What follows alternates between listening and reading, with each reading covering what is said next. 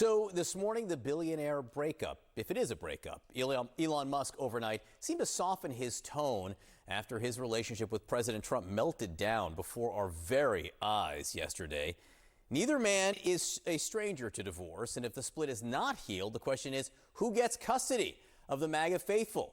With us now, Maura Gillespie, former press advisor to Republican House Speaker John Boehner, and Maria Cardona, CNN political commentator. And I know you're both wondering, because we're checking basically every minute to see if either of these gentlemen post on social media. Neither has for hours. It's been hours since either of them went after each other. So honestly, we don't know what's going to happen next. But there are some things we can discuss about the impact going forward. Maura, I think one of the most interesting questions is, what about this bill? I mean, the split from Musk and Trump is over this huge piece of tax and spending legislation. And even if they make up, it's hard to imagine Musk changing his position on that. So what happens? I'm reminded of things you learn in elementary school. You know, you can take things out of the toothpaste tube, but you can't put it back in. And so you can't take back what you said. You know, Elon can't take back his feelings and his tweets about the bill and calling it disgusting and all the things he said. And then, you know, he was able to sway a few members. You saw Marjorie Taylor Greene coming out and saying that she admittedly didn't read every piece of the bill, and if it comes back in its same form, she wouldn't vote for it. So you do have some people who are concerned by the things that Elon Musk raised, but by and large, Republicans are going to stand by the president's agenda, which is what is encompassed by this bill. And so the impact that Elon is having is waned, at least as far as Congress goes. I don't know about the American people. It is interesting, as one person noted on social media, I can't remember who it was, Elon Musk doesn't have to convince every Republican. He only needs to convince a few in the House or the Senate, and it will sink this bill. Maria Cardona nodding yes in affirmation of Elon Musk, now your hero, apparently. No, how do you feel about Elon Musk this morning? And what do Democrats, as we look forward, how do you think Democrats will approach him? Sure. Look, I agree with Musk, and I think most Democrats do. This is an abomination. This bill is abominable. We probably don't agree in terms of why, but I will tell you, Elon Musk is no hero to the Democrats, but what this opens the door for us to do, John, is to underscore for the American people just how abominable this bill is and why it's so horrendous and hurtful and dangerous to middle class and working class Americans. We already see polls that show that when Americans know what's in this bill, a third of them hate it. A fourth of voters in battleground states hate it. And so this has given Democrats the opportunity to really drill down and to show Americans that if this bill passes, 16 million Americans will be kicked off their health care plans. Millions more will be kicked off of food assistance, including children, veterans, seniors. And it'll add trillions or billions to the deficit, while at the same time it will add millions of dollars to help Donald Trump make it easier for him to play golf and to give billions more in tax cuts to people like Elon Musk. So I think that's a winning message for Democrats throughout the next weeks to try to convince maybe some of those Republicans who do agree with how egregious the cuts are for their own voters. Maybe we'll get enough to kill this bill completely.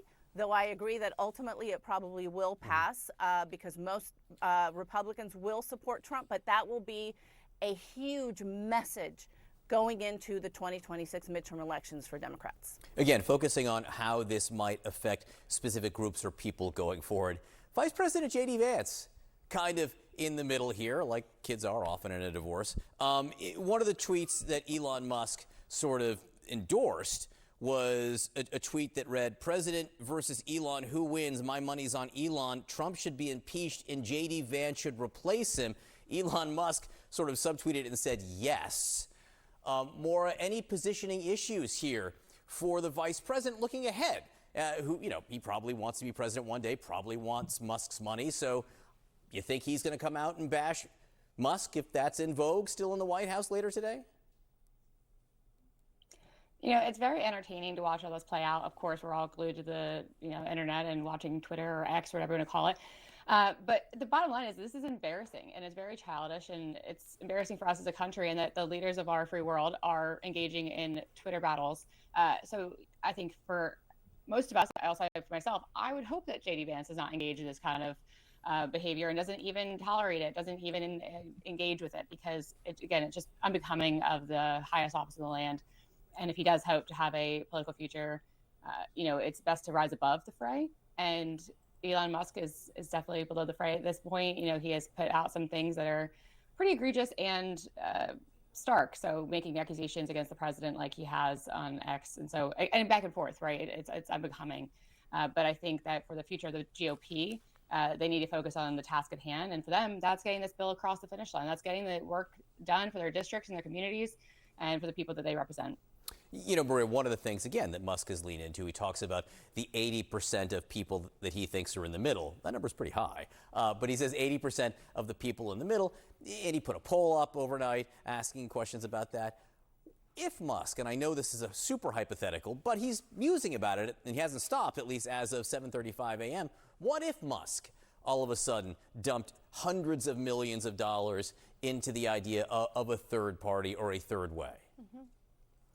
Look, I don't think we can ignore that possibility because one of the other tweets that really made Trump's head explode was when Elon Musk said that it was because of Musk that Trump won the election. And there's a lot of truth in that, John. Those hundreds of millions of dollars that Elon Musk put into the misinformation and the lies and the disinformation in his tweets on his own platform where he has hundreds of millions of followers, that did a huge favor to Trump in winning the election. And so I don't think that we can ignore if Musk is really serious about doing that because, again, that kind of money can move voters. Now, we also saw in Wisconsin, he really invested tens of millions of dollars and it didn't work. So we also understand the strength of voters, which again, I go back to why it's so important for Democrats to take advantage of this situation and this moment in time where Elon Musk is underscoring the abomination of this bill and say, yes, it is abominable, and point out to working class and middle class families why. Maura Gillespie, Maria Cardona, quite a moment. And again, as of now, been a long time, several hours since we've heard from either of those men. Appreciate your time.